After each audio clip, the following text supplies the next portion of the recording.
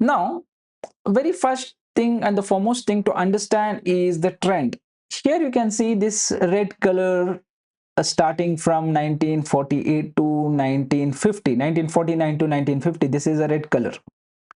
And there is some yellow color or light orange color here. You can see this trend during 1950 to 1951, 1952, 1953, 1954, 5, 6, 7, likewise from 1960. All the trend we have got. Inherently, we can notice from 1949 to 1960, number of people who have taken the air travel, the trend is increasing. At the beginning of the year, you can see the trend is less, right? As and when the year progresses, the trend, the number of passenger, cumulatively increasing and reaching the peak. This means the people have slowly adapting to the air travel year on year. The number of people who are traveling through air is increasing. This gives us the trend. With the help of this, you can even predict what is going to happen in the subsequent years after 1960. I hope this explanation is meaningful and you have enjoyed what we have discussed so far.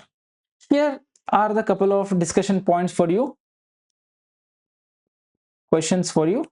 So in case if you're still interested, you can come up with the answer for this thing.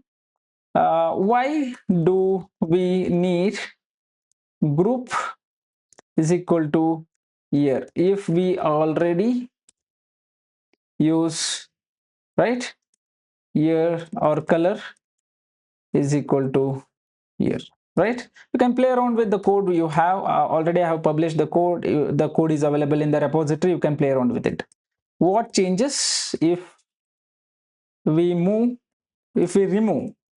right, geom underscore point? This is a straightforward answer. I want you to answer geom underscore point. The points on the graph gets removed. So the third question I want you to answer is, what does the plot look like if we group by months? Okay, group by month. Okay, this is a very interesting answer if you are able to make it. Group by month, right? What trend you can see instead of year, right? Instead of year, if you generate this plot for month. So you, the hint for you, in case if you would like to do it, you would need to create month column. Just try, okay? The fourth question for you to answer is, can you modify the function to allow changing the thickness and point size as extra parameters? So here currently we have five, if I'm not wrong, four data points, and one more parameter is the title of the graph, because we have hard coded it, that became optional. There are five parameters basically in this particular function. If I want to change the line thickness and the point thickness, or the size of the line and the size of the point, can we include that parameter also in the function call? That is what the final discussion point or the question is. So these things you can ponder upon, and you can see what kind of output you can get. In case if you want my help, you can always reach to me. So we have completed this particular all these steps. So after doing this, we are moving on to the visual part of it.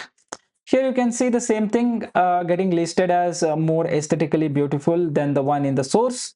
I particularly chosen the source part of it is because in the source you will get to see the markdown comments also, markdown special character also.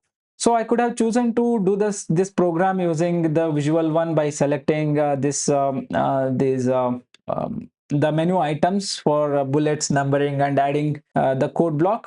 But you will miss out how to edit the program in the source mode. That's why I have chosen the little bit difficult way of coding as the source one. So this brings us to the end of this third program.